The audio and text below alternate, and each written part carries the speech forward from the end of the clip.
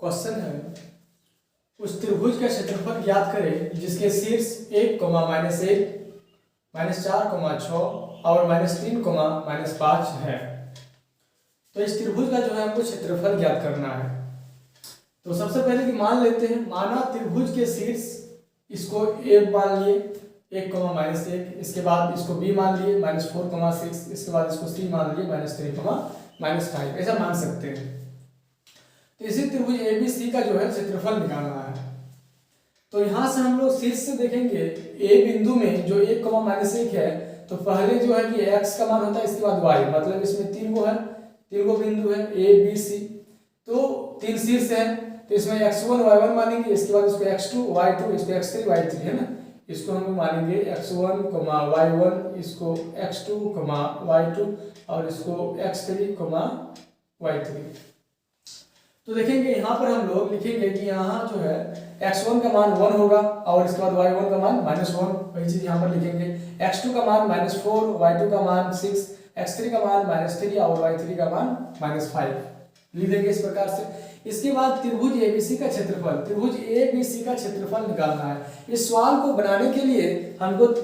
Formula याद रखना होगा। त्रिभुज ABC का क्षेत्रफल जिसमें 3 शीर्ष दिया हुआ रहेगा, उसका क्षेत्रफल निकालने का हम लोग इस फॉर्मूला निकालने के लिए इस फॉर्मूला का यूज कर सकते हैं। तो त्रिभुज ABC का क्षेत्रफल बराबर फॉर्मूला क्या होगा, 1/2 mod x1 * y2 - y3 plus x2 * y3 - y1 plus x3 * y1 - y2, जो कि यहाँ पर लिखा हुआ है 1/2 mod x1 * y2 - y3 plus x2 * y3 - y1 plus x3 * y1 - y2। इस फॉर्मूला को थोड़ा आप लोग आसान तरीके से याद रख सकते हैं, कुछ इस टाइप से समझ के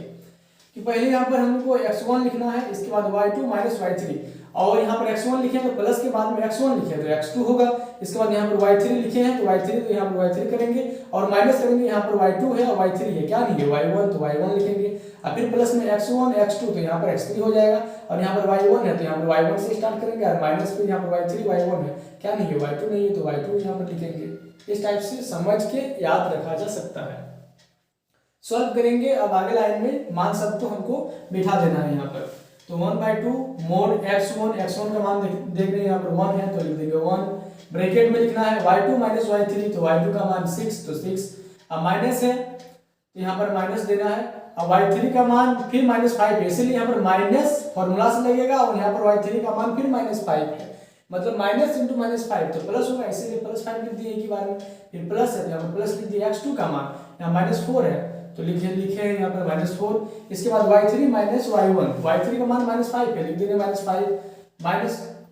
y1 का मान यहाँ पर माइनस है, माइनस इसलिए यहाँ पर प्लस हो जाएगा, और y1 का मान यहाँ इसलिए 1 लिखेंगे यहाँ पर, अब प्लस है तो यहाँ पर प्लस लिखेंगे, x3 का मान यहाँ पर -3 इसलिए -3 हो जाएगा, इंटू y1 - y2, तो y1 का मान देखेंगे यहाँ पर कितना है -1 तो लिखेंगे -1, और माइनस और y2 का मान 6 तो यहाँ पर लिख देंगे 6, माइनस तो फॉर्मूला से आएगा। अब 1/2 mod 1 * 6 और 5 को ऐड करेंगे तो 11 होगा, फिर प्लस लिखेंगे -4, फिर यहाँ -5 और +1, माइनस प्लस माइनस लेकिन साइन रहेगा बड़ा का, तो यहाँ पर माइनस हो जाएगा 5 - 1 यानी कि 4 हो जाएगा, और प्लस तो यहाँ पर प्लस -3 और यहाँ पर -1 और -6, माइनस प्लस लेकिन चिन्ह होगा माइनस का, क्योंकि 1 से बड़ा छोटा है, इससे पहले माइनस का साइन है इसलिए माइनस होगा, तो -7 हो जाएगा। 1/2 mod 1 * 11 तो 11, अब प्लस तो प्लस लिख देंगे, -4 * -4 माइनस प्लस 4 * 4 16 प्लस -3 * -7 तो माइनस प्लस 3 * 7 21, अब 1/2 * 11 + 16 + 21 को ऐड करेंगे तो 48 आएगा, और इसको काट देंगे तो 2